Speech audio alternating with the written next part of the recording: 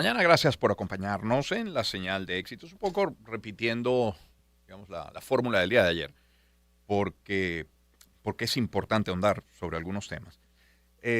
Tratemos el tema petrolero. El fin de semana, este fin de semana, Donald Trump se reunió con un grupo importante de representantes de empresas petroleras en el mundo, particularmente norteamericanas, y el objetivo era invitarlos a invertir en Venezuela. En esa reunión se habló de una inversión de al menos $100,000 millones, pero el día de ayer estábamos nosotros conversando con la experta petrolera Dolores Dobarro, quien fue viceministra de Energía y Minas, quien fue consultora jurídica de la OPEP, asesora en materia energética. Ella nos decía que más allá de las empresas petroleras, la banca internacional, los inversionistas, los dueños del capital, juegan un papel importante, porque las petroleras necesitan créditos y los financistas por su parte necesitan garantías, necesitan condiciones, motivo por el cual hemos querido llamar el día de hoy a José González, es economista, Managing Partner en GCG Advisor, especializado en análisis social, planificación, gerencia de proyectos de desarrollo, desarrollo rural, investigación socioeconómica y cooperación internacional. Señor González, qué gusto saludarle, buen día, ¿cómo está? Igualmente, buenos días, un placer estar en el programa. Muchísimas gracias por atendernos. A ver, cooperación internacional. Basta con una invitación, pregunto, ¿basta con una invitación de Trump a invertir en Venezuela para que sea atractiva la inversión en un país como el nuestro? Una invitación no es suficiente, ¿verdad? Se tienen que dar las condiciones para que el riesgo sea administrado y las perspectivas de retorno sean establecidas. Ahora, el valor de Venezuela siempre ha sido sus reservas petroleras y la capacidad de producirlas con márgenes competitivos a nivel de mercado y que con los recientes eventos eh, se dan las condiciones para que Venezuela se vuelva a integrar al mercado internacional de petróleo. Una variable importante en función de las perspectivas hacia adelante de Venezuela, la existencia, la presencia de Chevron en el país por varios años ya, desde las licencias originales de la administración Biden. Si Chevron no estuviera en el país produciendo 250,000 barriles diarios, esa es la discusión que hay entre Exxon y Chevron en la reunión Ujú. con el presidente Trump cuando Exxon dice que Venezuela es ininvertible hasta que no cambien una serie de leyes y condiciones, pero eso sin embargo es contradicho por la presencia de Chevron en todos estos años y además donde Chevron está buscando incrementar su producción 50% este año. Las condiciones geológicas venezolanas son ideales. Ahora bien, ¿cuál es el siguiente paso en base a introducción, Román? Sí. En la medida que Venezuela esté en una moratoria de su deuda, no declarada por las sanciones de la primera administración Trump, es una situación muy peculiar, porque ni Venezuela declaró una moratoria, no paga, una moratoria, de hecho, ni los acreedores la declararon. En la medida que esa deuda permanezca, por eso el presidente Trump ha dicho que se va a crear un fideicomiso Ujú. en el que van a caer los fondos del petróleo en una cuenta del Tesoro y se va a ir distribuyendo. De hecho, se acaba de autorizar 500 millones de desembolso a Venezuela en ese esquema. Y el problema va a seguir siendo en la medida que hay un default de la deuda, de hecho, de PDVSA y la República, alrededor de 90,000 millones, más otras deudas son 150,000 millones. En la medida que esas deudas no se reestructuren, los problemas de embargo van a ser presentes. Por lo tanto, el siguiente paso va a ser atender la reestructuración de la deuda venezolana, que sirve una señal extraordinaria. Los bonos han reaccionado ante ese escenario, transaban a niveles de 6 centavos en su peor momento y hoy día en promedio están transando cercanos a los 40 centavos. Mm. Y el financiamiento de estos proyectos, todas las compañías petroleras, el desarrollo de la infraestructura, ya se está hablando de relanzar Paraguaná, es decir, todas estas cosas van a ir sucediendo porque en temas de energía y de petróleo, la geología es destino. Y la geología venezolana es transparente, a diferencia, por ejemplo, de la geología de Arabia Saudí, que nadie conoce, es una caja negra. Y Mm. eso pasó en México, cuando colapsa el pozo Cantarell, Pemex entra en una crisis en la que no se recupera, porque la geología mexicana también era una caja negra. La venezolana es transparente porque durante la apertura petrolera, el segundo, hicimos el Pedebono del 2007. Yo trabajaba en ese momento en el grupo de empresas Econinvest. Hicimos una emisión de bonos por 7,500 millones de dólares y en el prospecto se auditaron las reservas, ¿sí? Las condiciones hoy día son ideales para Venezuela, independientemente que el riesgo presente siga siendo alto. Ahora, hay una palabra clave que ha mencionado usted hoy y nos mencionaba una invitada el día de ayer, experta en materia de petróleo, financiamiento. Porque nos decía, en todo caso, la empresa petrolera no es la que saca de su cuenta, de su bolsillo, el dinero para invertir, busca crédito, Correcto. busca financiamiento. Le pido, por favor, que nos explique ABC, para los más legos en la materia, cómo opera esa relación en la industria petrolera, entre las empresas petroleras, los financistas, cuando además hay dos estados sobre el negocio, Estados Unidos como promotor y parte interesada, pero Venezuela como dueña del recurso. En la medida, los gobiernos son fundamentales en crear las condiciones para que la inversión tenga los mejores procesos y conductos posibles, ¿verdad? Uh-huh. En la medida que el gobierno norteamericano respalda a sus compañías petroleras, ¿por qué se necesita que se reabran las embajadas tanto de los Estados Unidos en Venezuela como de Venezuela en Estados Unidos? Y ese era un problema en Venezuela con las embajadas cerradas, porque si Chevron tiene algún problema, tiene que recurrir a quien representa al país en donde ellos se desarrollan, ¿sí? Y una embajada cerrada es un gran problema para una corporación, ¿sí? Por distintas razones, documentación, protección, etcétera, etcétera. El Estado es fundamental, sin Estado no hay funcionamiento. Y lo que decía Román, las compañías no se financian con su propio flujo de caja, porque lo utilizan para sus operaciones. Claro. Tienen relaciones financieras y bancarias con sus bancos comerciales, sus bancos de inversión, que les procuran el capital en condiciones que les permiten tener ganancias netas. Cuando se produce un barril de petróleo, no solo hay que calcular los costos de producción del petróleo mismo, sino el financiamiento que ha adquirido Chevron en el balance y en el estado de ganancias y pérdidas para que el resultado sea neto positivo. Las condiciones petroleras venezolanas son extraordinarias. El lifting cost siempre así, históricamente ha sido muy bajo, pero la distancia entre José y Corpus Christi, un banco tanquero, toma 4 días en llegar de un punto al otro y 4 días en regresar. Eso era como un tren de tanqueros que iban y venían. Esas condiciones no las tiene nadie. Y el Golfo de América, o Golfo de México, como quiera usted llamarlo, no tiene los riesgos del Estrecho de Hormuz o el Canal de Suez. Claro. ¿Sí? Y los fletes y los seguros son bajísimos. Eso coadyuva que Venezuela, por eso el mercado norteamericano es el mercado natural para el petróleo venezolano, porque además las refinerías norteamericanas están calibradas para refinar petróleo pesado y extra pesado. El petróleo pesado y que está pesado y ultra pesado que tiene Venezuela es el más rentable. ¿Por qué? Porque produce desde asfalto hasta gasolina. El crudo ligero solo produce gasolina.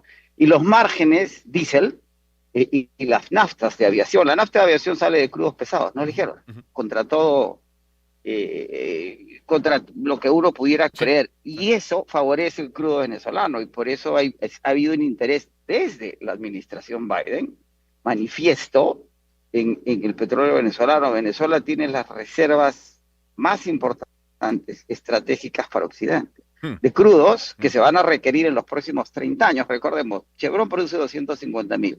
Consumimos 102 millones. Chevron produce 3.3 millones de barriles diarios. Es importante, sí, es el 8% de su producción diaria. Me dejo entender, o sea, esa fue siempre la discusión, pero solo son 250.000 barriles, son bastantes barriles, ¿sí? A pesar de que en términos globales, Venezuela produce 1 millón, Irán produce 3 millones. Cuando se producen los eventos del 3 de enero, el crudo no se mueve. En la tensión en Irán, el crudo ha subido, el Brent ha subido $6 en días, porque esos 3 millones van completamente a China. Si se cierra el mercado iraní, China tiene que salir a buscar petróleo y se presionan los precios. Ahora, en lo que la producción venezolana vuelva a crecer, Venezuela va a tener el mismo efecto. Y va a crecer, de nuevo, por un tema geológico y geográfico, ¿sí? Y porque antes de consumir menos petróleo, vamos a consumir más petróleo. Los Estados Unidos producen 13 millones, consumimos 20, exportamos 2,5 de ligeros, pero importamos pesados. Si uno hace la proyección a 30 años, cuando la pérmica se empieza a secar, que es la mitad de la producción americana, hay un déficit de 6 millones de barriles en el mundo. ¿Quién los va a suplir?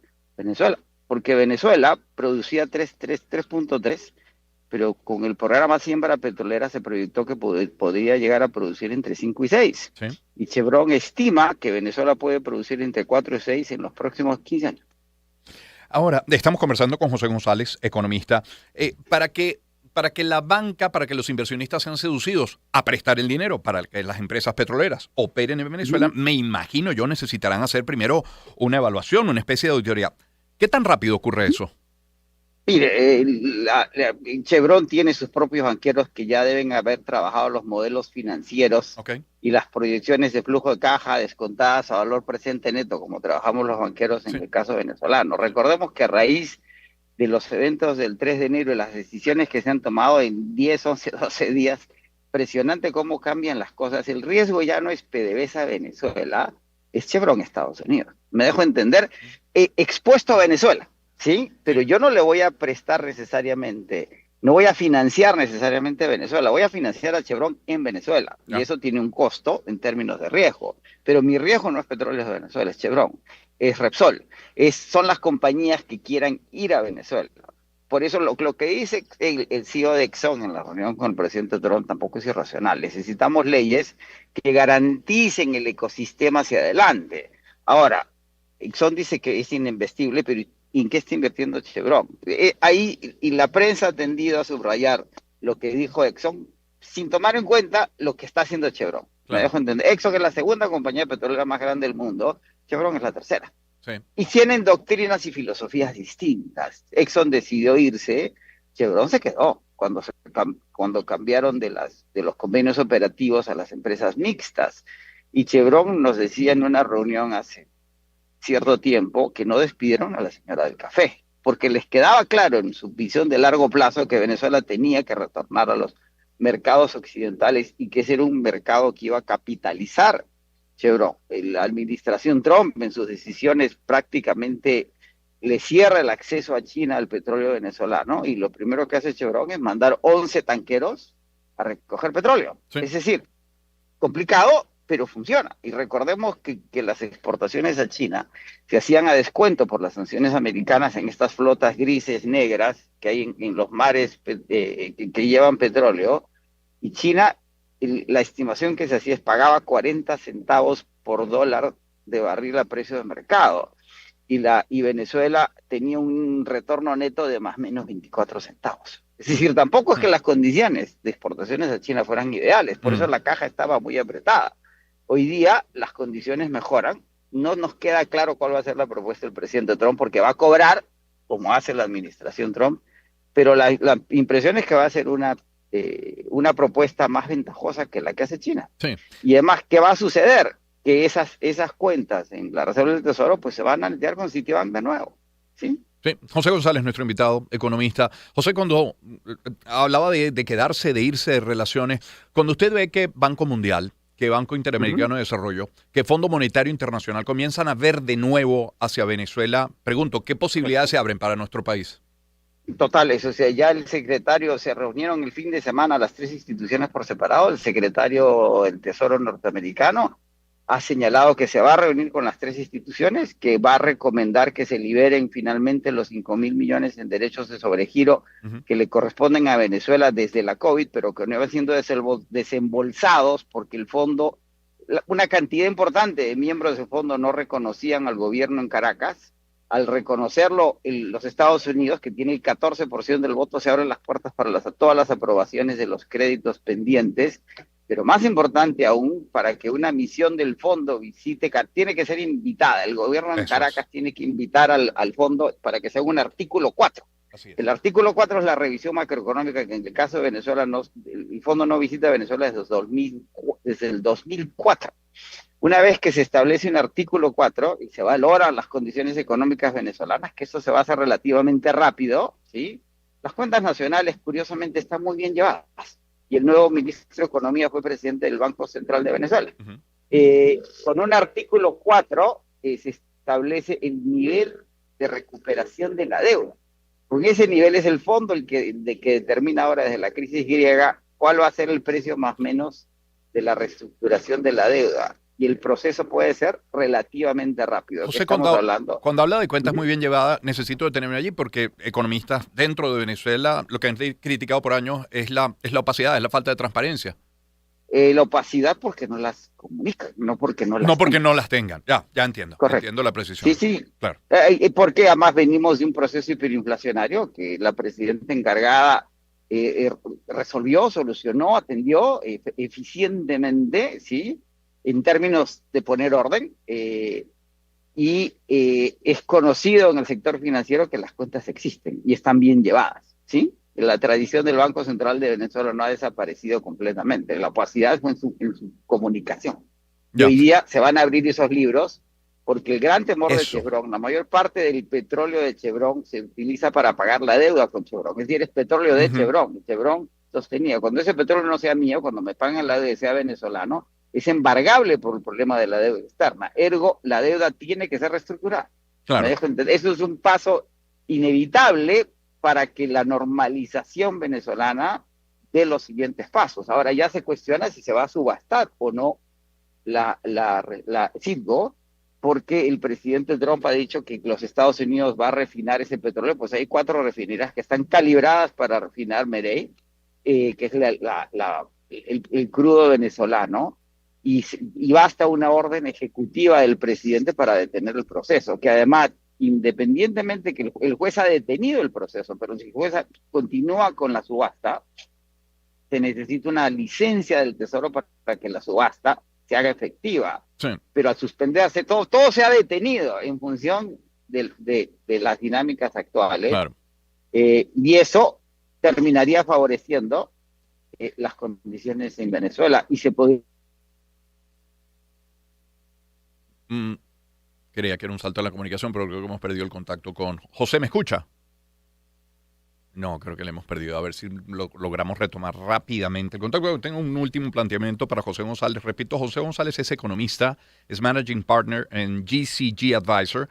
Es especializado en análisis social, planificación, gerencia de proyectos de desarrollo, desarrollo rural, investigación socioeconómica y cooperación internacional. Sí, hay posibilidad de retomar la comunicación. Sí, vamos a ver si, pero rápidamente además. Si no, en todo caso, bueno, el último punto que quería acordar con José es lo que ya comentaba ayer con nuestra experta petrolera el día de ayer, que, repito, además fue viceministra de Energía y Minas y quien fue consultora jurídica de la OPEP, decía que las primeras señales que den los gobiernos de Estados Unidos, pero también fundamentalmente Venezuela, son importantísimas. Quiero decir, los discursos, las discusiones en la Asamblea Nacional, las posiciones de los ministros del área económica, la estabilidad jurídica, la política, también serán señales fundamentales para que esa inversión termine siendo seducida para acompañar a las petroleras en esta nueva etapa de la relación con los Estados Unidos. Son las 7:55 de la mañana. Vamos a poner algo de música. Esto pertenece a... puede ser esto de Manhattan Transfer, que lleva por título Boy from New York City, el chico de Nueva York. Encuentro de generaciones. Éxitos. Caracas, Valencia, Maracay, Puerto La Cruz, Puerto Ordaz, Barquisimeto, El Vigía, Mérida, Táchira, Margarita, Maracaibo, Maturín. Guarenas, Guatire. Éxitos. Sonidos en primera fila.